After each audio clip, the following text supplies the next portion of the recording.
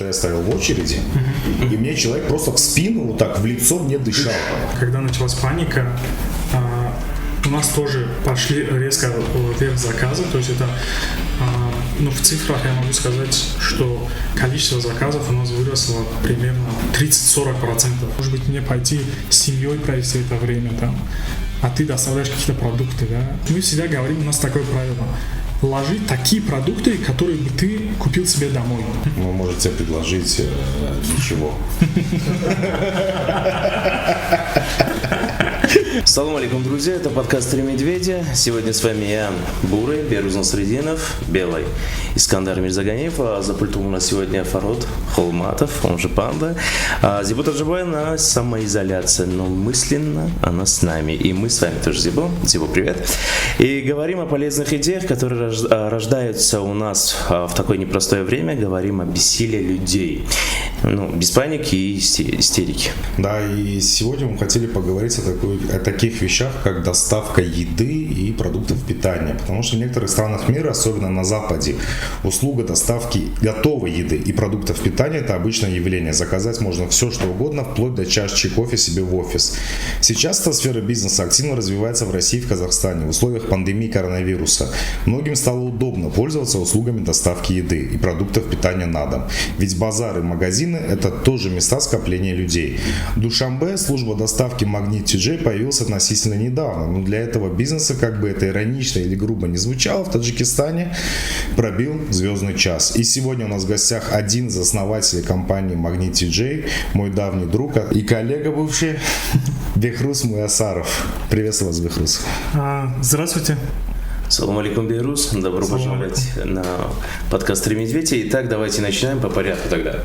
Сколько Магнит TJ работает уже в Душанбе? Официально мы запустились в октябре 2018 года, то есть уже почти 2 года. Почти уже 2 года.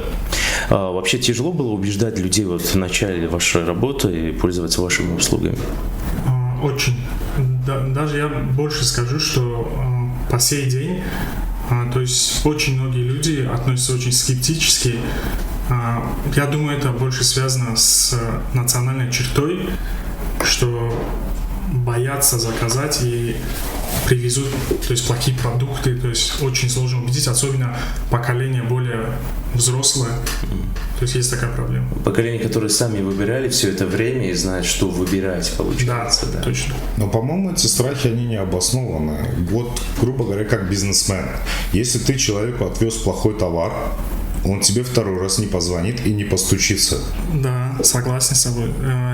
Мы это пытаемся завоевывать клиентов. Каждого клиента мы буквально знаем лично, то есть который особенно с нами с самого начала.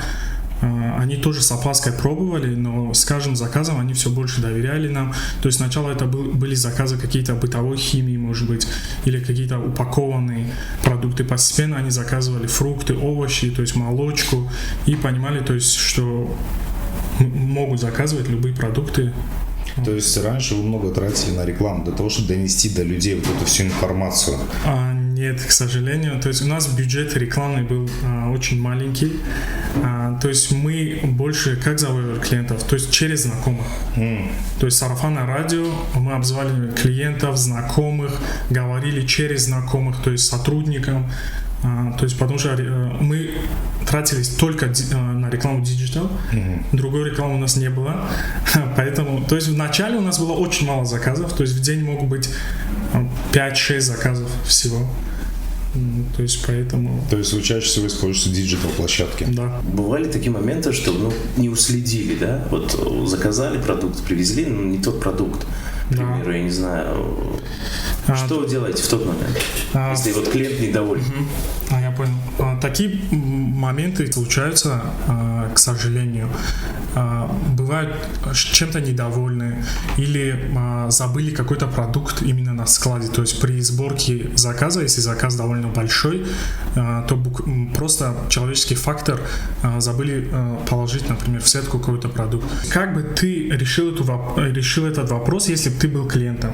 То есть как бы ты хотел, чтобы тебе с тобой поступила компания. То есть первое, мы обязательно звоним, извиняемся и предлагаем заменить продукт или же довести его. Часто мы с этими извинениями отправляем какой-то подарок, то есть да, то есть там, я не знаю, какую-то шоколадку, какую-то вафлю.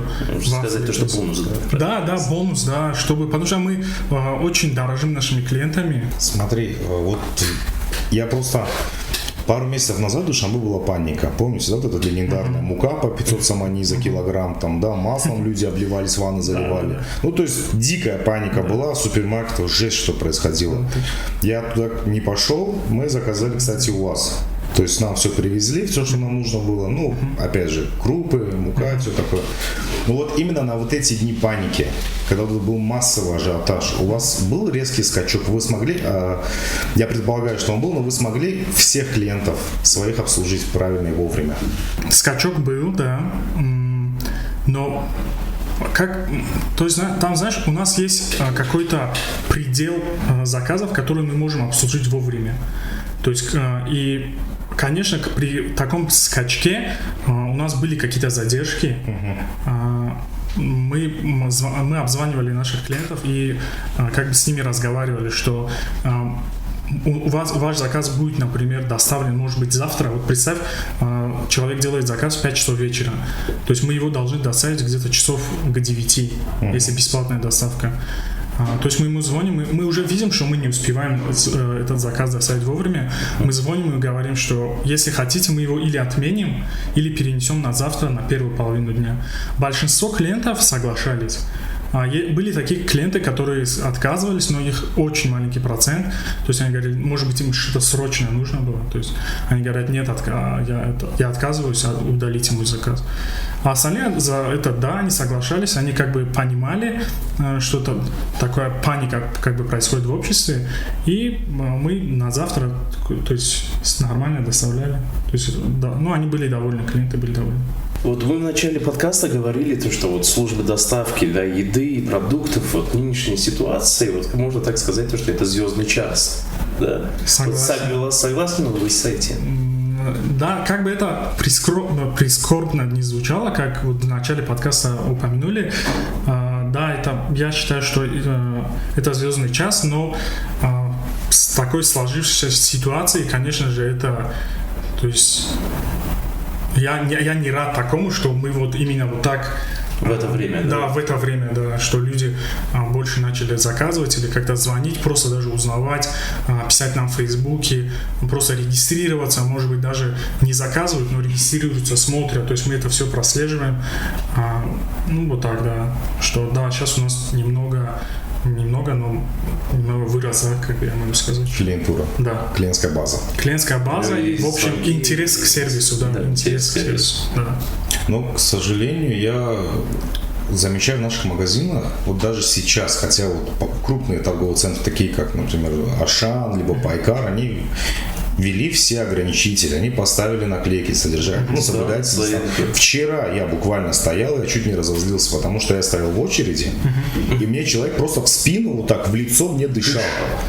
А я, вот, благо, любимая девушка стояла рядом и не дала мне, она знает, как я психую, да, то есть я с места в карьер уже хотел повернуться и сказать, слушай, отойди, вот почему нет вот этой культуры, или еще хуже бывает ситуация? Но мне кажется, Искандар, здесь люди пока не готовы к этому всему, потому так дело не в людях, понимаешь, не в самой пандемии. Ты вспомни Таджикский аэропорт. Ты хоть раз видел, чтобы у нас стояли люди друг за другом? Нет.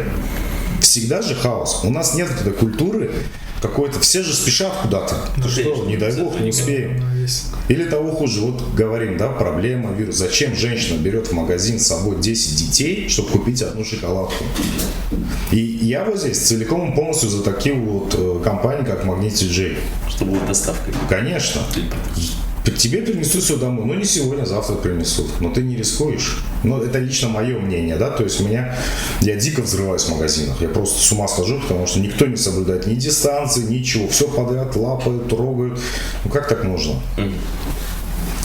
Смотри, Бехрус, а вот если приводить цифры роста числа заказов еды и продуктов питания в соседнем Казахстане, мы провели небольшой анализ, то там с введением карантина служб сначала наблюдалось падение, Ну, наверное, настроение упало у людей. Потому что люди закупали в первую очередь продукты длительного хранения. А в начале апреля рост составил примерно минимум 15%. То есть у вас есть, вы можете свои цифры озвучить? То есть они изначально закупали крупы, мука, да, то есть продукты длительного хранения. Резко закупили, все доставщики упали вниз, потому что больше не закупают, как бы уже затарились, а потом по истечении месяца опять начался рост, причем хороший.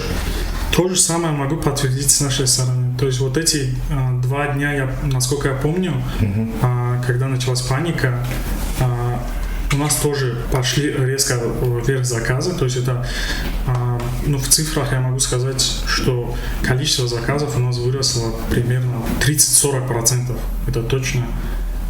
А потом настала тишина прям. Потому что большинство клиентов начали закупаться очень большими заказами. То есть если они обычно закупаются 2-3 килограмма картошки, да, того же лука, то они начали закупать 10-15. Там, если это масло, это 5 литров. То есть, понимаешь? Это на целый месяц, на 2 месяца. Да. Поэтому после вот этой паники резко пошел такой скачок вниз, можно сказать. Потом уже закупались такие более быстро портящие продукты, а вот такие продукты, которые крупы, они ушли вниз. То есть статистика так показывает. Но потом они потихоньку опять выровнялись до того показателя, как у нас было до. А слушай, ты говоришь 5-10 килограмм. А лимит есть какой-то доставки? Я, например, закажу тебе, я хочу принеси мне, пожалуйста, 100 килограмм картошки, 2 мешка муки и 20 литров масла. Нет, такой заказ мы осилим.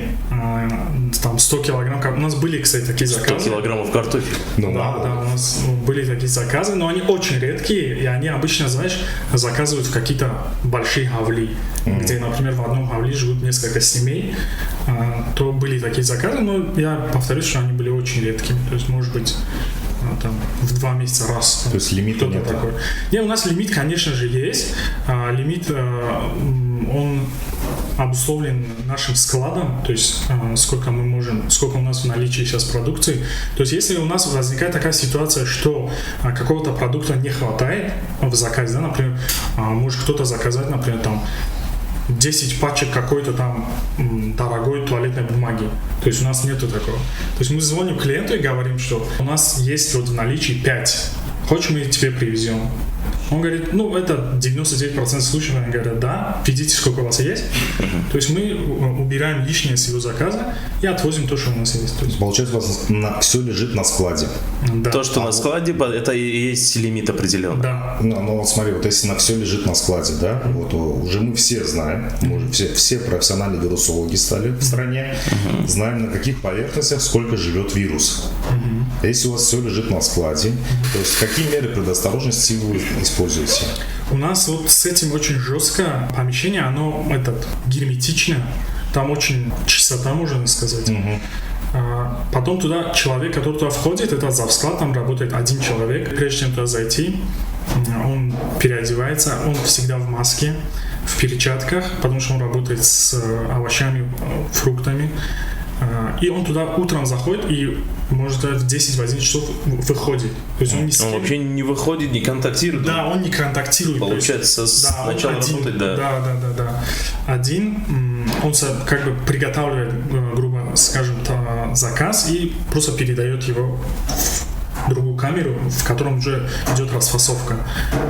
То есть вероятность, что я бы сказал, что попадание туда вируса, то есть это минимально. Мы предусмотрели все какие-то возможности. У нас, например, курьеры, они вообще близко не подходят к этому помещению. Мы им каждый день выдаем несколько масок, чтобы они меняли их, перчатки и антисептики. Обязательно. Беруз, вот для сравнения, служба доставки Яндекс еды вот в России привозят продукты и оставляют в двери. И на определенную дистанцию соблюдает дистанцию. Вот как вы поступаете? Мы проанализировали опыт соответствующих служб доставок, особенно Яндекс Такси, Яндекс Еда, Утконос, это тоже российский сервис. И мы провели инструктаж среди курьеров наших, и мы тоже поступаем таким же образом. оставляем сетки около дверей, да, и то есть нету получается, контакта. заказчик берет свой продукт, отдает Да. кэш, Да, курьер в дистанции и уходит. да, точно. То есть вы соблюдаете дистанцию между людьми. Да, обязательно. Вот, здорово. Бихрус, вот говоришь, онлайн-покупки, да, сейчас у нас это большая проблема, онлайн-оплата, я бы сказал даже. Все банки, все крупные магазины стремятся, да, там, вести онлайн-расчет. Насколько у вас в процентном соотношении люди больше платят кэшем, либо онлайн? Вообще удобно ли им это делать онлайн? Онлайн удобнее, намного удобнее. Я бы вообще всем советовал нам перейти на онлайн. Самый вот такой примитивная выгода, тебе не нужно искать, вот, например, представь, ты заказал на 179 самонов 20 дирхам. Тебе нужно дать, и у тебя 200 самонов. Курьер должен тебе сдать сдачи, да, с мелочью, с это.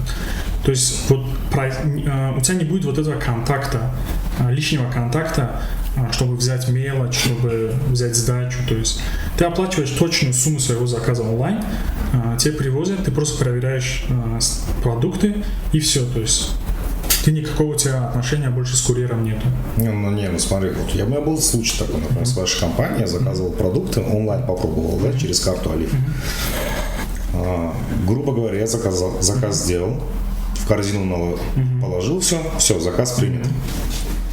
Потом мне звонит ваш сотрудник, говорит, к сожалению, у нас, что там, я уже не помню, какой продукт там был, но его конкретно этой марки нету, есть аналог.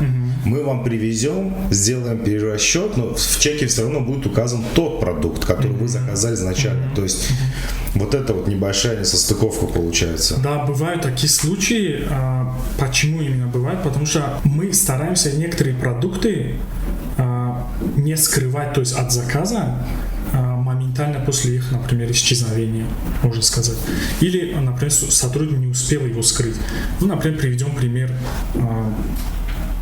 какого-нибудь шоколада.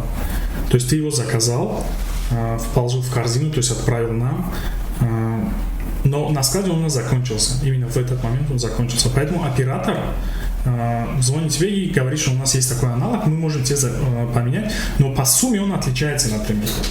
На какие-то там 20-30 дирхам он отличается. В этом случае, да, будет у тебя перерасчет. Если ты оплатил онлайн, то тебе именно этим же кэшем, например, они вернут. Этим же кэшем они тебе вернут. Но такие случаи, они редкие. Если вот по практике моей взять, по статистике, то они не так часто бывают. Ну, я думаю, это дело поправимо, да? То есть это все с опытом приходит. Да. Потом здесь еще такой момент есть со стороны, например, банков. То есть если вот в данный момент нет такой у нас возможности, чтобы вот эту транзакцию как бы онлайн, да, например, ты оплатил какую-то сумму, в процессе, например, сборки твоего заказа сумма поменялась. Они значили какие-то там 3 самона. У нас нет инструмента, чтобы вернуть тебе вот эти 3 самона онлайн, чтобы они перешли тебе обратно в кошелек. Если бы у нас был бы этот инструмент, то есть, то вообще бы уже... То есть мы опять возвращаемся к кэшу. Да, то есть, можно сказать, да, чуть-чуть. Вот здесь неудобства есть со стороны... Как бы банки они не предоставили именно вот этих удобных интерфейсов. Но я думаю, что это скоро будет, потому что все больше клиентов делают оплату онлайн, стараются как бы переходить на онлайн. Они, то есть, делают всякие акции, всякие удобные предложения, кэшбэки, все такое, то есть завлекают. То я думаю, все это временно. Получается, есть и плюсы, и минусы свои. Да, можно сказать так, да. Мы все привыкли к нашим магазинчикам, которые находятся у каждого во дворе. Но это чисто таджикский вопрос. Ты когда заходишь, и там бывает какой-то человек, у которого перепись всех алкашей в тетрадке, то есть, да, он записывает, кому в долг дает. Вот. У вас, ты вот сказал, сейчас у вас Алиф, да, Алиф шоп. Да. То есть, получается, можно и в долг взять продукты? У нас есть контракт с Алифом по карте Салон. Это покупка в рассрочку. Там есть 4 варианта, то есть это есть 1 месяц, 2, 3, 4 месяца. Ты можешь сделать покупку и расплатиться картой Салон. а потом уже как бы у тебя кредит оформляется автоматически с Алифом, и ты уже оплачиваешь этот кредит. То есть вот Получается, у Магнита тоже есть своя книжка, да, определенная? Да, да, Это да. говорил Искандар сейчас. Там чуть по-другому, но суть Но можно... самое главное, вы не повесите распечатку «Карз Дана Мешават» и «Тимос Напурси». Берус, чаще всего вот что заказывает у вас? По нашей статистике, это в первую очередь заказывают овощи, фрукты. Серьезно? Да. Овощи, фрукты, зелень. Потом идет молочные продукты у нас. Овощи, фрукты, зелень, молочка. Да. То есть... Ну, почему? Здесь, знаешь, здесь есть такое, то есть это объяснение, можно объяснить, почему это. Потому что, во-первых, эти продукты то есть самое больше ты их употребляешь. Во-вторых, у молочных продуктов и овощей, фруктов очень низкий как бы срок хранения. То есть, понимаешь, ты не можешь купить бананы на месяц вперед. Точно так же ты не можешь купить порошок на один день, потому что, порошок, когда ты покупаешь, это минимум на 2 недели, мне кажется. Такой среднестатистической семьи. 2 недели, месяц. То есть, поэтому ты не будешь заказывать порошок, стиральный порошок или мыло каждый день. Но молочку, да, ты можешь заказывать через день, через 2 дня. Потому что молоко, оно там хранится всего 5 дней. Все. Я, честно говоря, удивлен. Я вот у людей, которые не знакомы с вашей системой, я часто с ними спорю. Я говорю, онлайн хорошо, Магнит хорошо, не потому что ты мой друг. Я всегда вас хвалил, да, то есть на протяжении всех 2 лет, как вы существуете, я всегда говорю, бапеш, да, и со мной всегда спорят, говорят, вот как можно купить там овощи, у тебя же картошка, у них яблоки залежало. Я же не могу, я же рекламщик, я говорю, они не привезут себе гнилой товар. Как они тебе могут привезти, ты у него 2-й раз не купишь. Задача, чтобы человек 2-й раз купил. Да. И то, что сейчас говоришь, что в основном покупают овощи и фрукты, я немножечко замешательстве.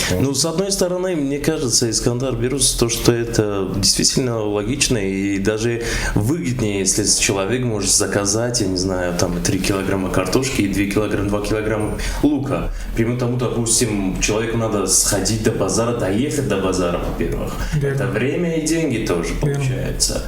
Но здесь и 3 килограмма, и, допустим, картошки, 2 килограмма лука уже у тебя возле дома, ты взял и сэкономила время и деньги. А крупы? Вот в России сейчас пошла вот все эти мемы, гречка, рис, там люди с ума сходят, да? А в нашей стране едят это, гречку, рис, вот крупы вообще закупают? Закупают, да, но не в том объеме, как вот, например, я тоже читаю как бы новости, да, там, российские новости смотрю, там тоже они показывают всякий аналитический там рост, что у них пошла там гречка вверх там на 200%. У нас не так.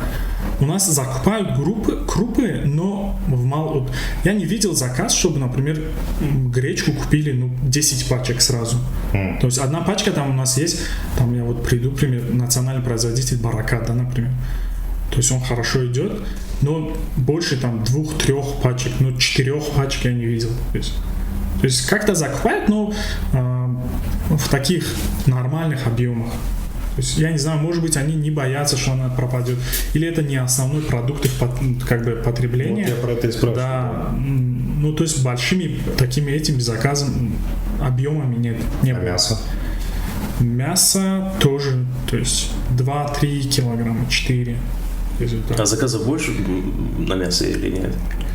На мясо нет, оно какой-то заказ на мясо, оно стабильное какое-то. То есть не могу сказать, чтобы у нас, например, там на мясо выросло. Нет.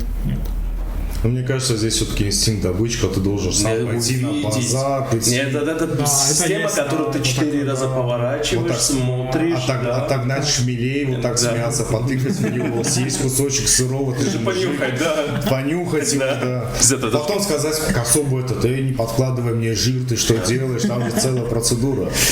Да, точно. Вот бывали ли курьезные моменты вообще при заказе? Допустим, пример, звонит человек, мужик позвонил, сказал, мне 5 килограммов огурцов, 5 килограммов помидоров и, по-братски, захватить еще 4 пачки сигарет. Или водочки, да? Да, или водочки. Да, такие эти запросы частые, если честно, особенно в позднее время, там после 9 часов вечера. Чувствуешь по голосу, что сидят где-то. Такие запросы есть, но мы категорически, вот, на моей памяти, вот сколько мы работаем, мы сразу же говорим, что, к сожалению, не можем. Нет, как бы нам запрещено. Часто бывает, что отказываются от заказа сразу, ну потому что их основной как бы... Оксана, это не помидоры нужны, ну если может быть. Да, то, что с ним по пути нужно заехать купить. Некоторые бывают, что ладно, привезите то, что я заказал. То есть такие тоже бывали.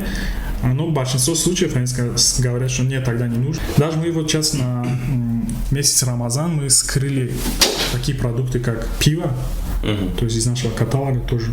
Он сейчас недоступно для заказа.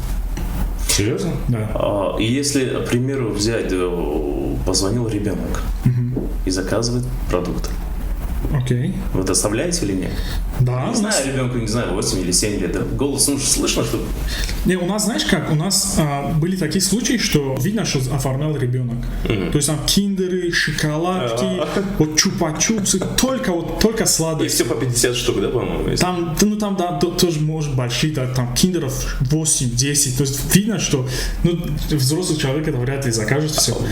Мы звоним, у нас, например, после каждого заказа, который он приходит, мы обязательно спрашиваем подтверждение. То есть мы звоним, если ребенок, конечно же, мы скажем, что там, пожалуйста, взрослого человека. Папу, маму позови. Да, позови. Если они скажут, что да, везите, мы оплатим, то да, мы привезем, конечно. У нас были такие случаи, я помню, что ребенок заказывал там все сладости на 200-300 само. Вот беру цены в магазине на рынке сегодня не сильно отличаются от ваших. В чем ваша выгода-то вообще? Выгода, мы сейчас не гонимся, если честно, за выгодой. Изначально, когда мы создавали этот стартап, можно сказать, мы понимали, что это очень сложно, то есть это сложная работа, и на данном этапе мы, можно сказать, мы просто закрываем глаза на выгоду, то есть мы за ней не гонимся. Самое главное, чтобы наш сервис, то есть доход нашего сервиса покрывал наши расходы. То есть вот, вы в ноль работаете. Да, вот в данное время мы то есть готовы работать в ноль, чтобы как бы мы видим будущее в этом проекте. Потому что мы когда вот только начинали этот проект, если честно, вот когда я собрал друзей, там сказал, что вот у меня такая идея, я сам вот и мой близкий друг, который вот со мной в этом проекте, Усмон, мы предполагали такой срок где-то там, я не знаю, 5 лет. То есть через 5 лет, то есть мы должны там хорошо уже на хорошей позиции, то есть быть, уже узнаваемым быть, то есть потом, может быть, у нас будет прибыль хорошая. Слушай, а вот ты говоришь 5 лет, да? Я понимаю, что стартап, он хорошо, и условия сейчас хорошие. Но вот смотри, сейчас в Казахстане туда зашел Яндекс. Яндекс.Еда. И все вот эти местные компании по доставке, они стали потихонечку загибаться, потому что Яндекс в России практически монополист. Скоро он станет таким же в Казахстане. И, скорее всего, обратит свой взор дальше на такие страны, как Узбекистан, Таджикистан. То есть вы рассматриваете, что они придут сюда? Оборона есть?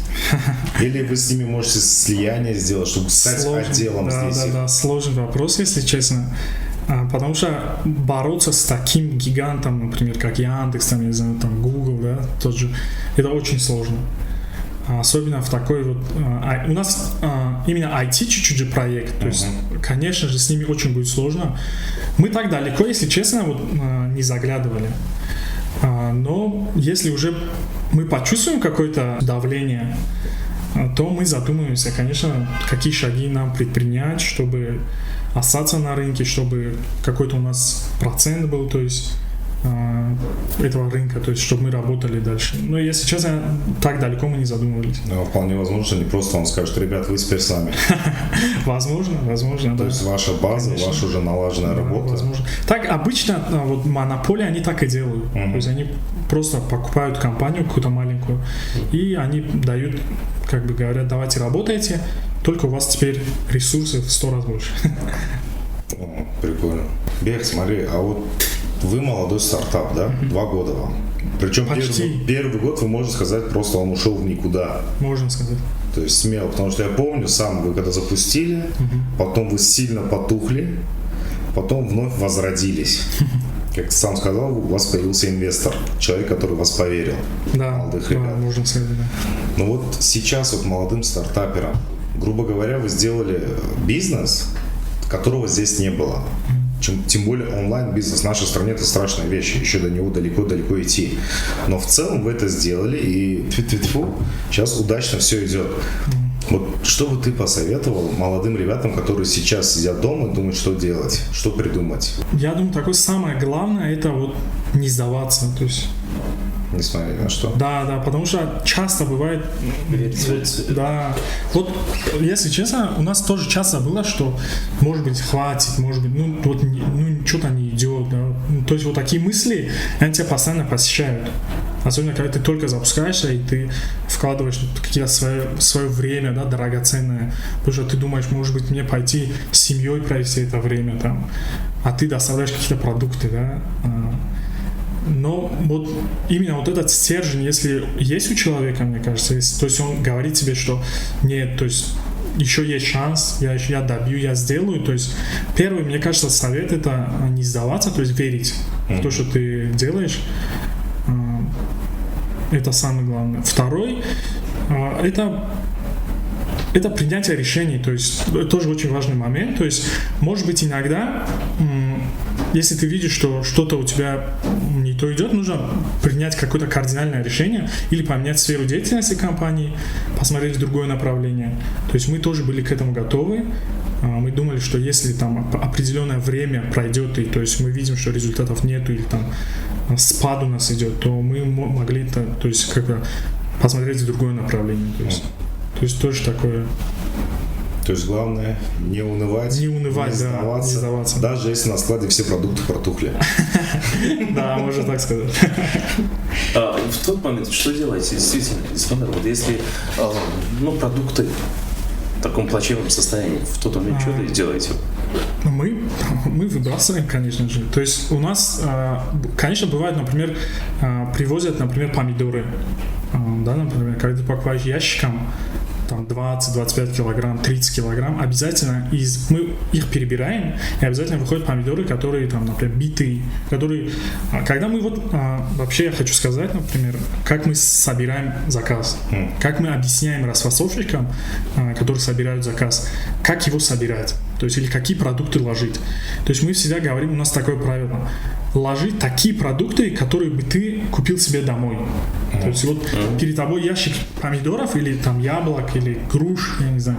Особенно это с овощами и фруктами. То есть вот если бы перед тобой поставили этот ящик, и там были бы, может быть, чуть плохие, чуть хорошие, и хорошие, да, например. Вот ты бы для себя домой, ты бы же плохие не стал бы собирать. То есть ты бы выбирал. Вот точно так же собирайте для клиента. То есть у нас вот такое правило, когда мы берем на работу расфасовщика, то есть мы ему объясняем, что очень важно при сборе заказов обращать внимание на качество продуктов. Очень важно.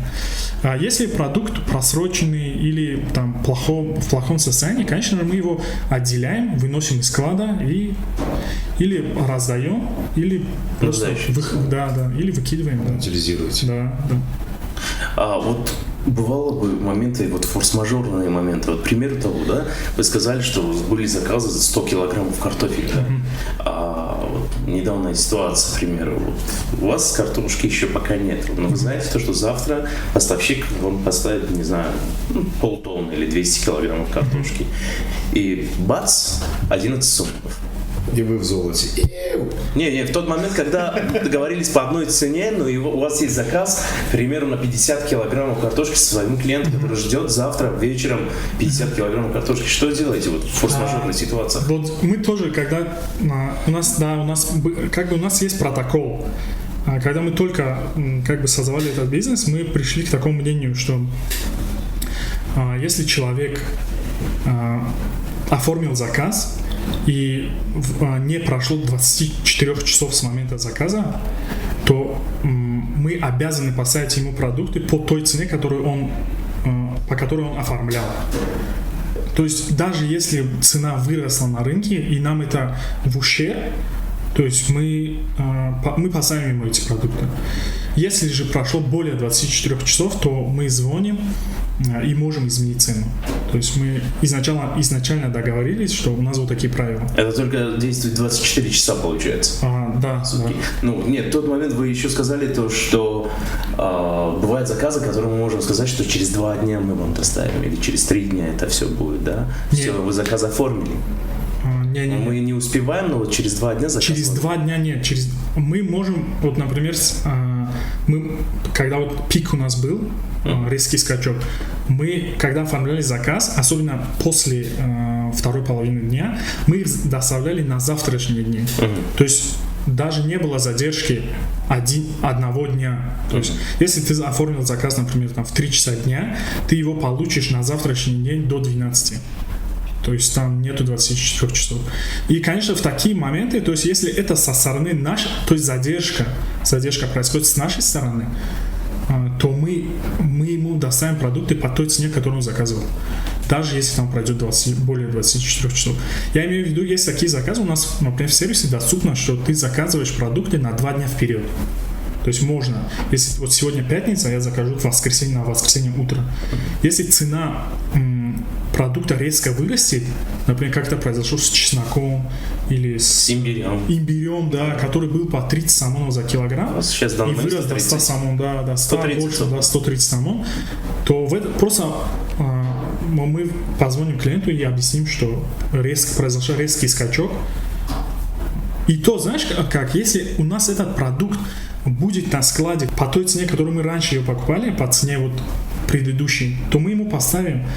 Такое произойдет в том случае, если у нас закончится и придет новая партия по 130 самон. То есть вам сами придется. Да. Понимаешь, вот в этом случае мы ему позвоним и скажем, что... Ну, иными словами, как получается, магнит сказал, магнит сделал, да? Да, мы вот, к такому этому, старались, мы, знаешь, как бы мы, Тоджикида у нас даст додем, все, да, если мы дали слово, то все, мы должны вот за эту цену предоставить. Я думаю, здесь можно шикарно постраховаться, если я заказываю заранее, я предвижу, что завтра цены повысятся, оплати сразу в этот день онлайн. Уже не отмажутся. Ты уже оплатил. Ну, точно здесь не предугадаешь насчет вот картошки, к примеру, тому. Стоило 7-6 самонов, и на себе на следующий день 11 рублей. Да. Спасибо большое, Бехруз, за замечательную беседу, за разъяснение нам. Я думаю, сейчас наши зрители посмотрят, и мы опять же от себя можем смело сказать, ребят, в условиях коронавируса, и тем более вас его объявили, покупайте с доставкой продукты. Думайте о своих близких, думайте о своих родных. Постарайтесь не выходить побольше из дома. Не выходить, точнее. Ну а с вами были 3 медведя. Встретимся на следующей неделе, надеюсь. Берегите себя и своих родных. Пока. Пока.